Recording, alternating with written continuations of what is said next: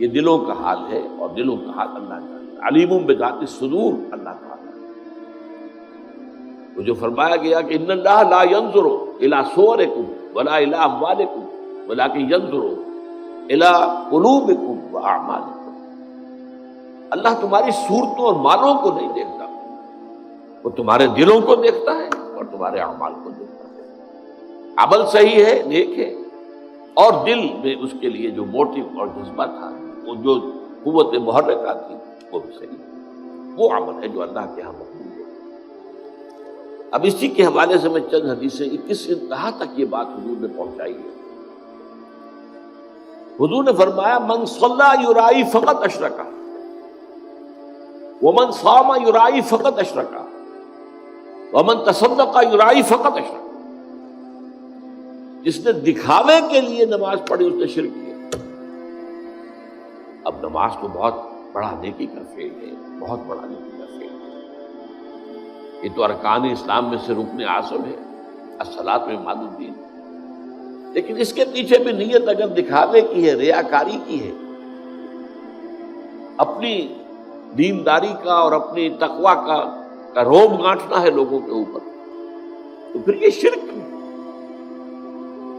ومن صام یرائی فقط اشرکا، اور جس نے روزہ رکھا دکھاوے کے لیے اس نے شرک کیا۔ ومن تصدق یرائی فقط اشرکا، اور جس نے صدقہ و خیرات دیا دکھاوے کے لیے، ریاکاری میں،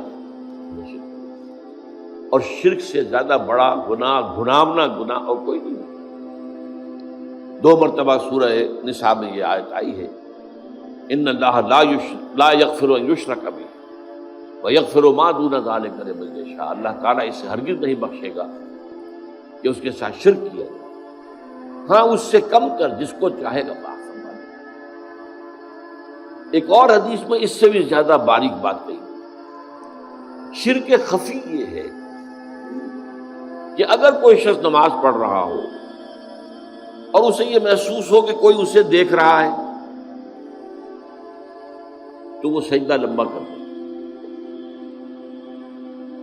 یہ شرک خفی ہے۔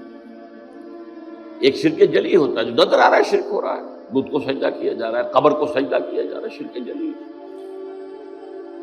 ایک شرک خفی ہے، چھپا ہوا شرک اندر دل میں، کہ آپ نماز پڑھ رہے ہیں، آپ نے دیکھا کچھ لوگ دیکھ رہے ہیں مجھے، تو آپ لمبا سجدہ کر دیں۔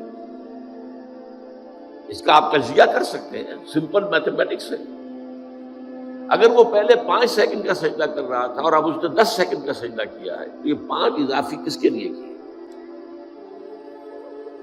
5 تو ہو گئے اللہ کے لیے، پہلے وہ کر رہا تھا، لیکن یہ 5 جو اضافی منٹ لگے ہیں یہ کس کے لیے؟ تو لوگوں کے لیے، ریاکاری کے تحت۔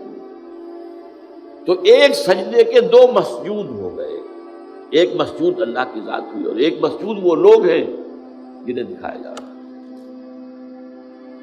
اس میں حضور صلی اللہ علیہ وسلم کی دعوت سے اور تربیت سے جس حد تک باریک بینی آ گئی تھی صحابہ کرام، اس کی مثال جو ہے وہ حضرت علی رضی اللہ تعالیٰ عنہ کا ایک واقعہ ہے۔ عین جنگ میں ایک شخص سے دو بدو مقابلہ ہوا اور حضرت علی رضی اللہ تعالیٰ عنہ نے اس کافر کو، مشرک کو زیر کر لیا، اس کے سینے پر سوار ہو گئے۔ اب خنجر بھونکنے والے تھے کہ اس نے نیچے پڑے ہوئے بھی منہ پر ٹھوک دیا حضرت علی رضی اللہ عنہ۔ اب حضرت علی سے چھوڑ کر کھڑے ہو گئے، وہ حیران ہوئے، وہ جسے آپ انگریزی میں کہتے ہیں to add insult to injury, میں نے تو اور توہین کی تھی، ان کی انسلٹ کی، یہ مجھے چھوڑ کر کھڑے ہو گئے، کیوں؟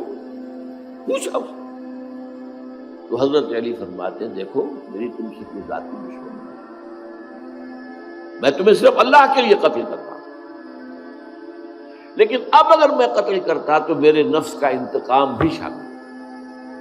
تم نے میری توہین کی تو میں گویا کہ اپنے نفس کے انتقام میں اس کا بدلہ لینے کے لیے بھی ایک نیت کے اندر میرے یہ ذاتی بات بھی شامل ہو جاتی،